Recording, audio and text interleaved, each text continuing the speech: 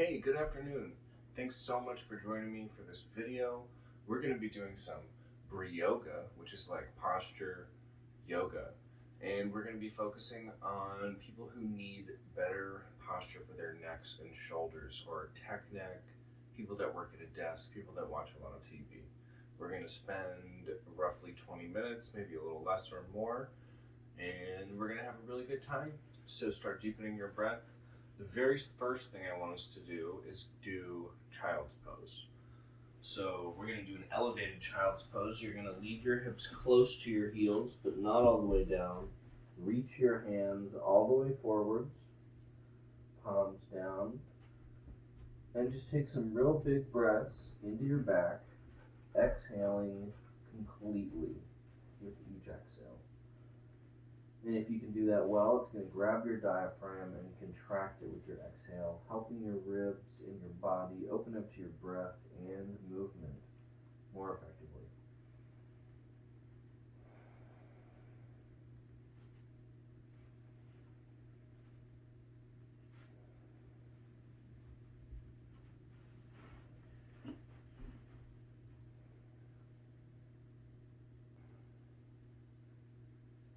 And we're just going to take a couple more of our deepest breaths. A little tension in the palms, fingers spread.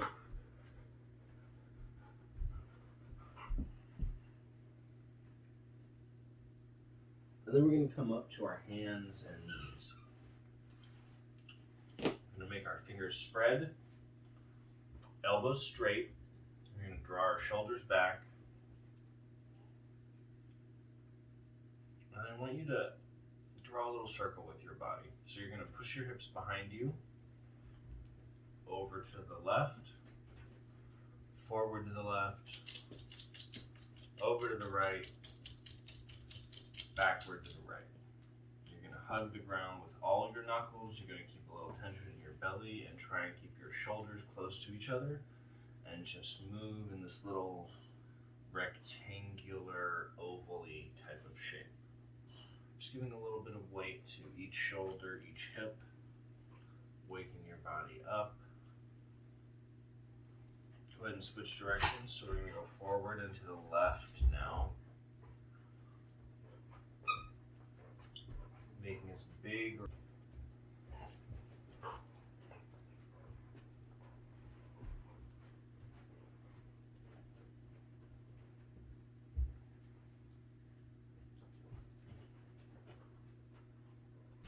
And now either turn your hands to the side or turn them entirely backwards.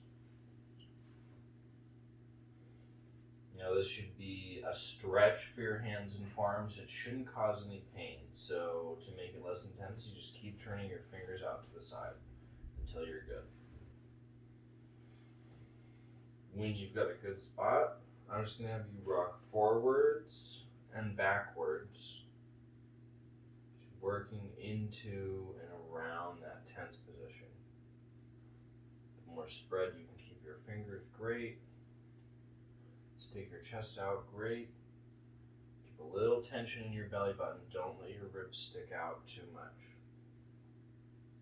Just do little circles, forwards, backwards.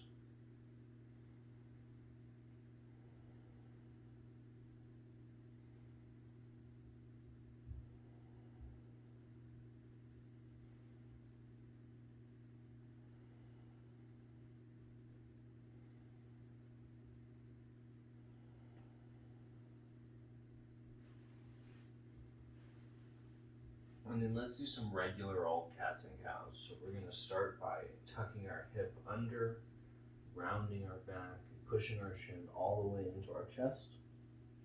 Keeping the hands flat and the arms straight. We're going to lift our tailbone, dropping the belly, pushing the chest out, squeezing the shoulders and looking up.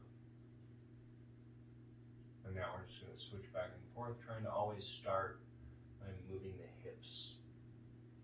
Ribs, shoulders, neck, hips, ribs, shoulders, neck. Great job. Now try and incorporate your breathing. So pick a direction, pick a breath. So inhale, exhale.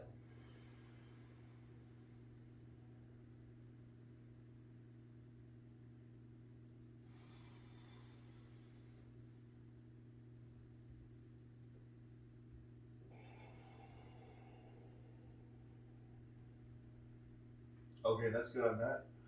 We're gonna grab a wall nearby that we can put our legs up.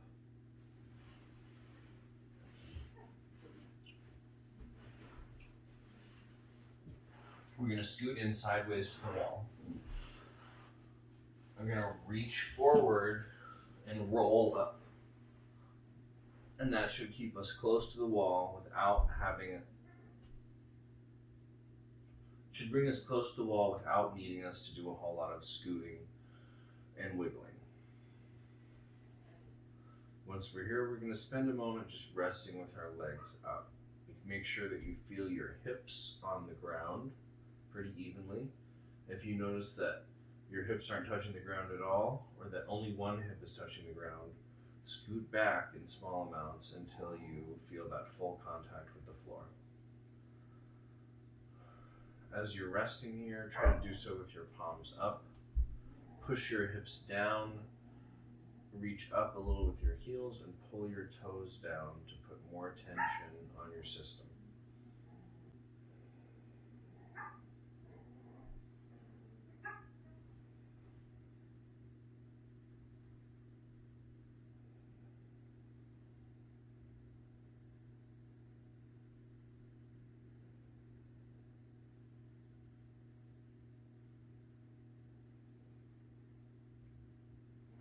And then we're going to take our hands together, pressing our palms together, tightening our elbows, and we're going to reach behind our head.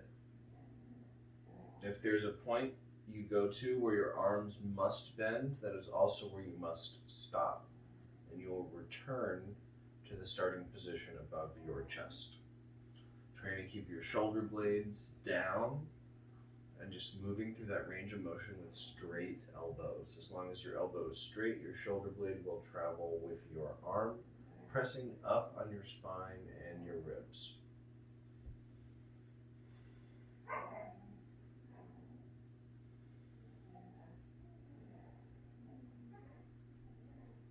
If you notice that your shoulder is popping more than one time, you're not keeping your elbow tight enough. A force leak is occurring and you're losing the connection with your shoulder blade.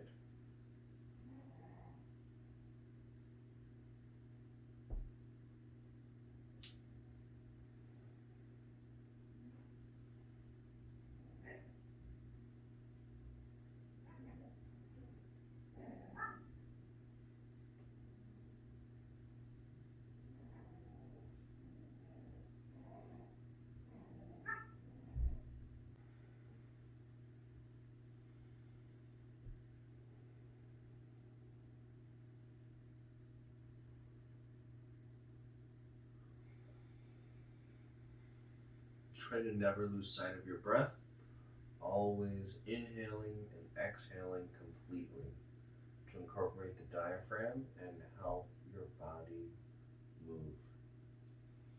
All right, that's great. We're going to set our elbows out to the sides.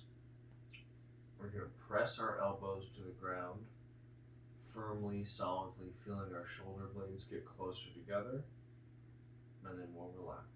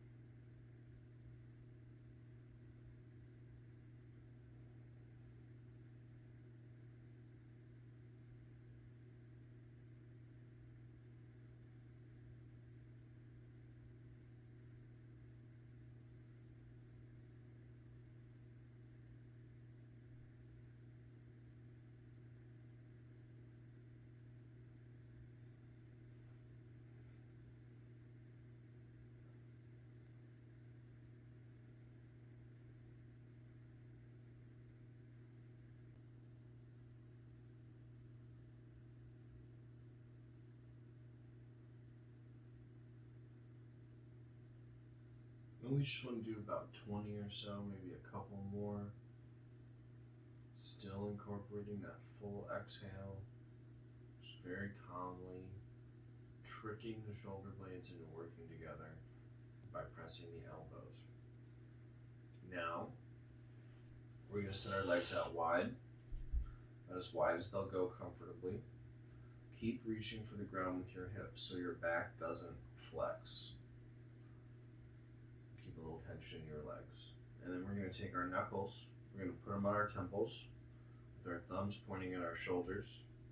And we're going to reach forward with our elbows and then back open to the floor. If you can reach well, you can press the floor with your elbows.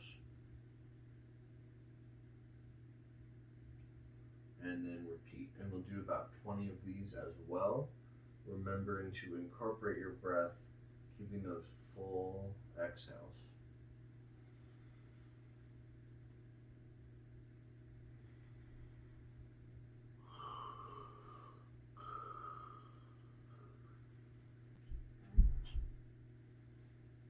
And then let's bring our legs in so that our feet are flat in kind of a deep squat.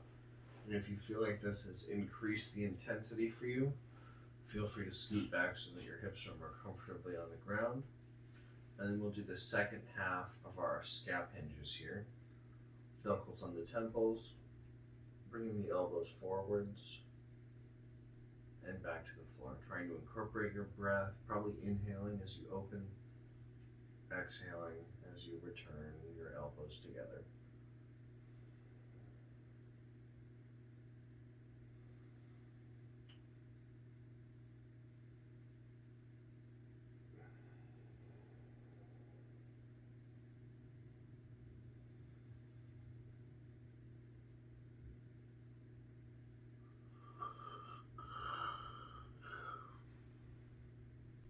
And then we're going to come off the wall.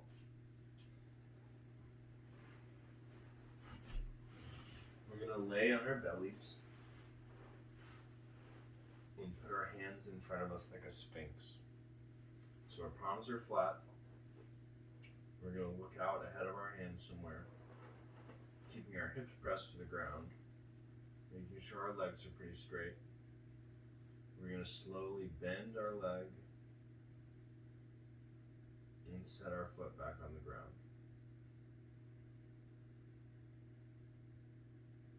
You want to find the point where your hip is going to move, where your back is going to tighten, and then don't go that far. You want to find your threshold of compensation, that point where the extra movement occurs, and avoid it.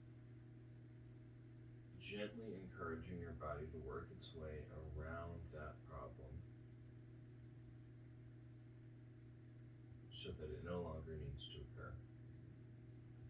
We'll do 5 or so on one side and 5 or so on the other side, and we'll do that 3 times.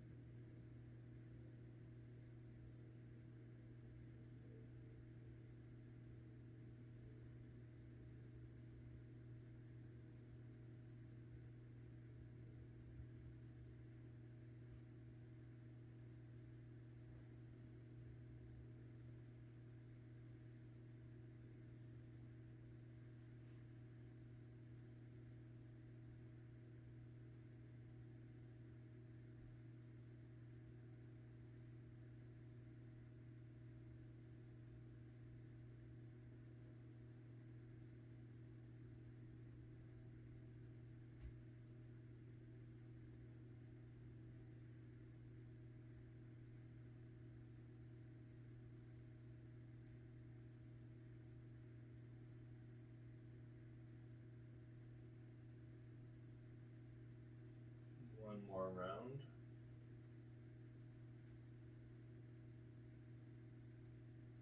You should notice that it's feeling a lot easier now if you've been doing a good job.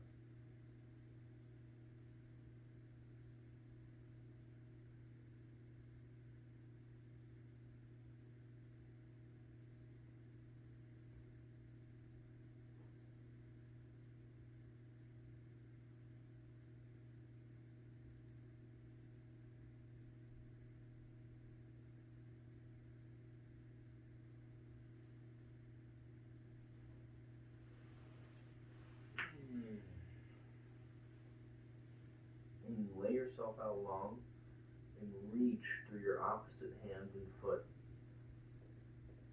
and then reach through your other opposite hand and foot, and just go back and forth and breathe into it. Hold it for a second, or not. Find a way that works for you. Just want to bring a little extra movement into our pelvis, our sacrum, low back.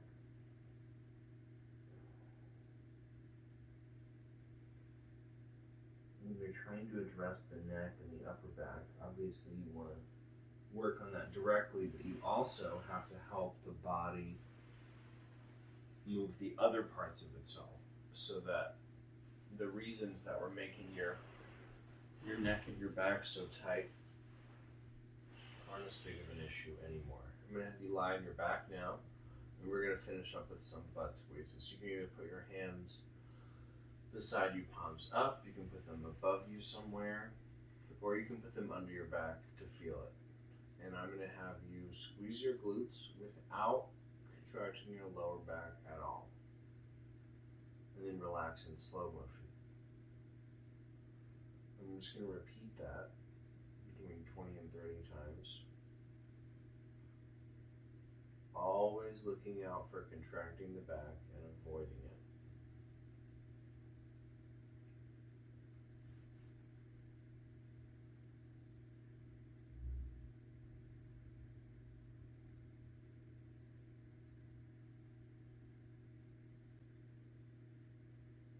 And you should notice as you go that your glutes are squeezing and relaxing more similarly. Your back should have an easier time staying relaxed. And doing this upregulates our glutes within our brain mat, refreshing and revitalizing our brain's ability to communicate with our glutes, which are very important postural muscles.